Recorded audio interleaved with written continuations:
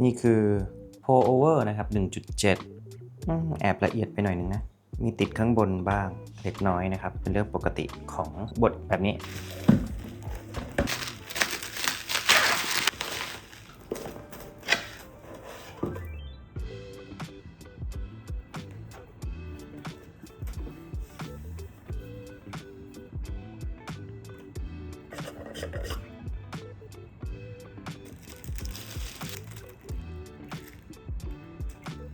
ผมได้ตัวเครื่องบดกาแฟแบบพกพาตัวใหม่ของ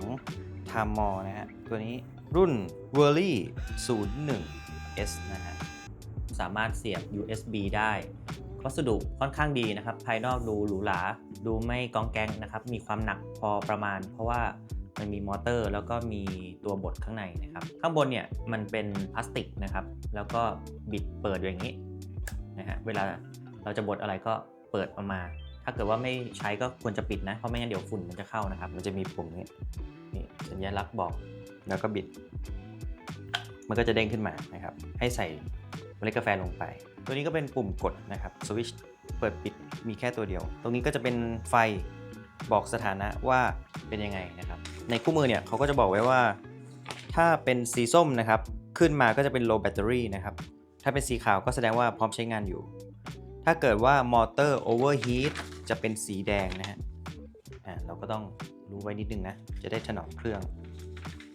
แต่ผมแอบเห็นว่าข้างในเนี่ยไม่รู้ว่าทุกคนจะเห็นหรือเปล่านะมันจะมีป้ายบอกว่า don't wash นะห้ามล้างเด็ดขาดจะไปแอบไว้ข้างในฐานก็ไม่มีอะไรนะครับเป็นกลวยแบบนี้เลยที่ชอบนะก็คือเขาออกแบบมาให้เป็นขนาด 58 mm ซึ่งมันก็คือมาตรฐานของพวกเครื่องชงกาแฟต่างๆที่มันเป็นหัวชงนะครับสามารถเคาะใส่แล้วทำให้ผงบดกาแฟเนี่ยมันไม่เลอะด้วยนะครับถือว่าทำออกมาดีนะครับผมยังไม่มีเครื่องเอสเปรสโซ่นะเอาไว้รอสปอนเซอร์เข้าก่อนนะอันนี้ผมซื้อเองนะครับใช้เองแล้วก็ตัวนี้เบานะครับเป็นพลาสติกแบบเบาๆหน่อยไม่ได้หนักมากเหมือนตัวนี้นะครับข้างล่างนะครับที่เป็น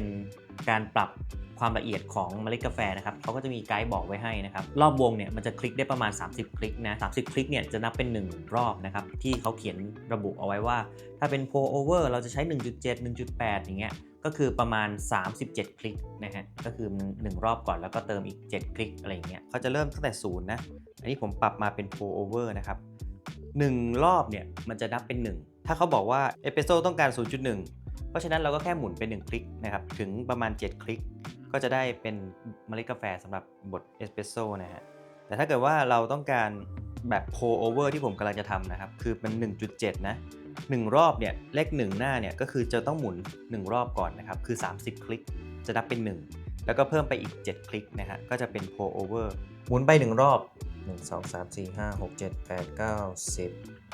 11 12 13 14 15 16 17 18 19 20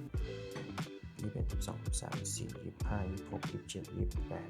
29 30 1รอบจะเป็น30คลิกถ้าเกิด pour over ต้องการ 1.7 ถึง 2.1 ผมขอเป็น 1.9 แล้วกันผมก็จะปรับอีก9คลิกนะครับ1 2 3 4 5 6 7 8 9ก็จะได้ประมาณนี้นะครับไม่ต้องห่วงมีไกด์บอกหมดนะฮะไอตัวนี้สามารถถอดได้ด้วยนะครับก็คือบิดไปเรื่อยๆคือเขาก็ไม่ได้แนะนำให้ล้างนะแต่ส่วนตัวผมนะคือใจจริงก็อยากจะล้างก่อนอะไม่รู้ว่าตอนที่เขาผลิตมันจะปนเปื้อนอะไรมาบ้างนะแต่ก็เข้าใจมันเป็นของแห้งนะเดี๋ยวมันมอเตอร์มันจะเสียนะครับนี่มันก็จะเป็นแบบนี้นะครับแล้วเราสามารถถอดออกมาดูได้โอเคเราสามารถเป่าทำความสะอาดได้มันก็จะเป็นเฮ้ยนี่ไงอะไรเนี่ยแกะออกมาเว้ยทุกคนมันมีน้ำมันหรือจาระบีก็ไม่รู้เนี่ยคราบแล้วมันเหมือนเป็น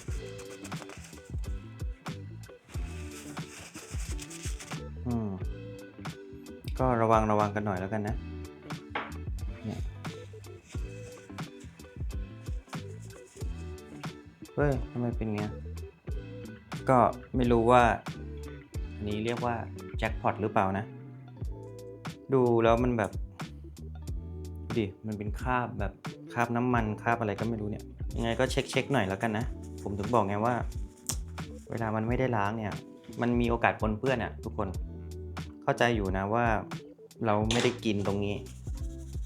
แต่ผมค่อนข้างคอนเซิร์นเรื่องสุขภาพนะมันก็มีโอกาสที่ผงกาแฟมันจะแบบเล็ดลอดเข้าไปเพราะมันก็ไม่ได้ปิดแบบซีนสุญญากาศอะไรนะแล้วเราก็จะกินสิ่งแปลกปลอมอะไรพวกนี้เข้าไปก็ต้องดูดีๆนะปิดหวังนิดหน่อยแล้วอันนี้ก็โหสภาพมันเป็นรอยของมันหรือเปล่าไม่รู้เนี่ยทำไมรอยมันเหมือนแบบใช้งานมาแล้วเลยไม่เงาไม่เรียบเลยเสียใจใส่ไปแบบนี้นะครับเวลาปิดตรงนี้ก็ใส่ให้มันตรงรูนะครับ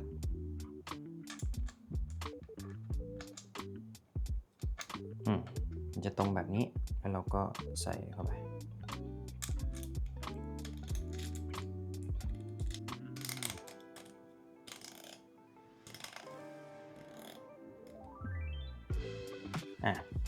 พอ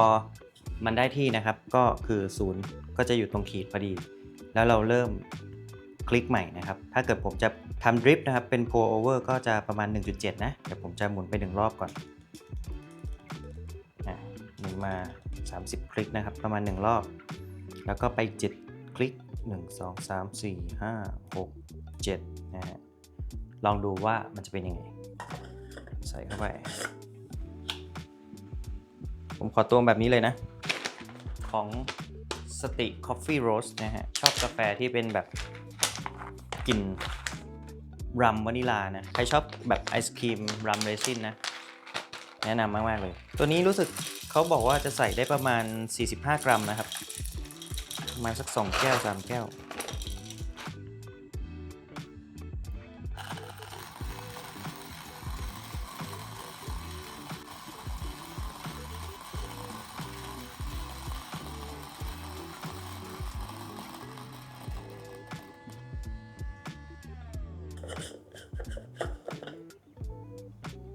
นี่คือ pour over นะครับ 1.7 แอบละเอียดไปหน่อยนึงนะมีติดข้างบนบ้างเล็กน้อยนะครับเป็นเรื่องปกติของบดแบบนี้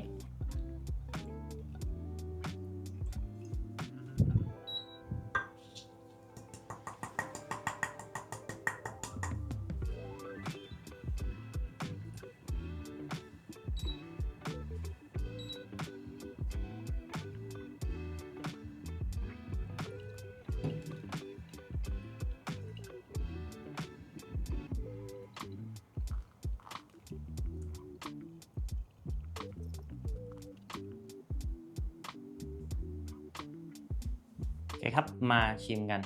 รสชาติจะเป็นยังไงผมก็ไม่ได้เป็นแบบเทพกาแฟอะไรขนาดนั้นนะก็เป็นคนหนึ่งที่ชอบกินกาแฟแบบเคลียร์นะครับอยากจะชงกินเองนะเพราะว่าไปซื้อกินเนี่ยมันค่อนข้างแบบแพงเกิน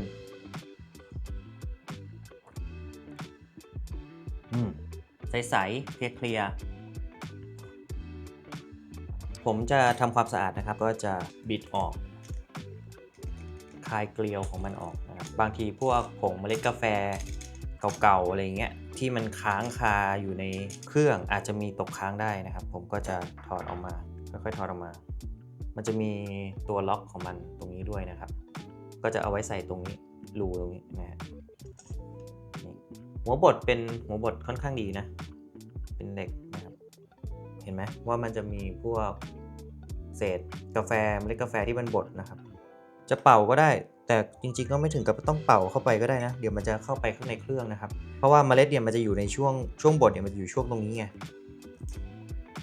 สปริงนะครับก็แค่เขี่ยออกประมาณนี้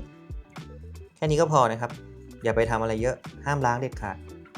ไม่งั้นเนี่ยเดี๋ยวสนิมขึ้นจะเป็นอันตรายด้วยนะแล้วเราก็ใส่กลับคืนไปอันนี้คว่ำลงจุดนี้นะครับเราจะต้องใส่ให้มันตรงล็อกนะถ้าเกิดว่ารูเนี่ยมันเป็นแบบนี้เราต้องใส่ให้มันตรงนี้ใช่ไหมเราต้องบิดตรงนี้นิดนึงให้มันตรงมันถึงจะลงล็อกได้นะครับนี่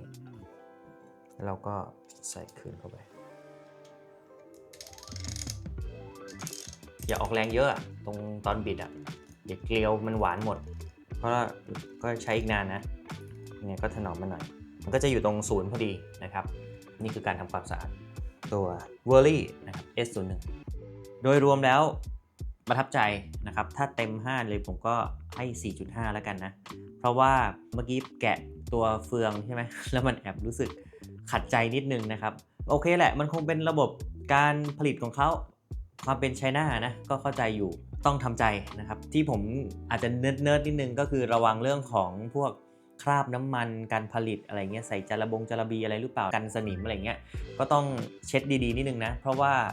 มันบดเข้าไปเนี่ยผงมีโอกาสหลุดรอดเข้าไปได้แล้วมันก็อาจจะผสมกับพวกน้ำมันพวกคราบปนเปื้อนพวกนี้นะครับผมก็ค่อนข้างคอนเซิร์นนิดนึงอาจจะดูแบบเยอะไปหน่อยนะแต่ก็เป็นความกังวลส่วนตัวแล้วกันนะครับก็ถ้าเกิดใครไม่กังวลก็ไม่ได้มีปัญหาอะไรผมก็เลยรู้สึกว่าอยากจะตินิดนึงก็คือตรงเฟืองที่ผมได้มาเนี่ยรู้สึกมันเหมือนเป็นของเก่าอ่ะดูมันไม่เรียบอ่ะมันไม่เหมือนแบบตั้งใจออกแบบมานะผมไม่รู้ว่าเพื่อนๆเป็นหรือเปล่านะใครซื้อรุ่นนี้มายังไงช่วยคอมเมนต์บอกกันหน่อยนะครับว่าเป็นหรือเปล่านะลองแกะออกมาดูมันมีคราบน้ำมันไหมมันมีรอยตัวเหล็กเลอะๆดูเก่าๆหรือเปล่านะครับหรือว่ามีการเชื่อมออกที่มันไม่ค่อยโอเคอะไรเงี้ยก็ลองเช็คดูนิดนึงนะเราเป็นผู้บริโภคนะครับยังไงก็ระวังเอาเองแล้วกันว่าเวลาเรากินอะไรเข้าปากเนี่ยผมค่อนข้างคอนเซิร์นมากๆถ้ามันมีคราบน้ำมันคราบอะไรที่มาจากโรงงานเนี่ยค่อนข้างอันตรายเพราะมันเป็นสารเคมีนะครับโดยรวมก็คือประทับใจนะครับรู้สึกโอเคมันอยู่ในราคาที่พอจับต้องได้นะครับราคาเนี่ยเทียบเท่ากับตัวเชสนัทที่ผมซื้อเนี่ยราคาใกล้ๆเคียงกันเลยนะแต่ตัวนั้นมันต้องบดไงต้องใช้มือในการบดนะครับรอบนึงก็เริ่มเมื่อยแล้วอ่ะต่อให้เป็นผู้ชายก็เถอะนะถ้าเกิดว่ามีคนอยากกินด้วยอย่างเงี้ยพอเป็น2รอบปั๊บเริ่มเมื่อยแล้วนะต้องเสียเวลามานั่งช่วยกันบดออกแรงค่อนข้างเยอะพอสมควรเหมือนกันนะครับพอเป็นออโตเมชันเนี่ยมันก็ช่วยเบาแรงเราได้แล้วก็รู้สึกชงกาแฟสนุกขึ้นไม่รู้สึกขี้เกียจอ่ะบางวันก็อาจจะเร่งรีบเหมือนกันใช่ป่ะแต่ก็อยากจะได้กาแฟดีๆสักแก้วหนึ่งอ่ะใช้ตัวเป็นแบบนี้เถอะโดยเฉพาะผู้หญิงนะอย่าซื้อเลยเป็นแบบแมนนวลอ่ะถ้าเราไม่ได้แบบสายคราฟต์กาแฟจริงๆนะอย่าไปอะไรมากสู้ซื้อเป็นแบบออโตเมชันมอเตอร์ที่เขาบดให้เองเลยดีกว่านะครับประมาณนี้ครับสำหรับ w o r l y S01 นะฮะตกกับแบรนด์นี้นะครับเพราะว่ามันหาซื้อง่ายจะต้องได้แล้วก็ราคาไม่ได้แพงมากเราจะเจอกันในคลิปถัดไปสวัสดีครับ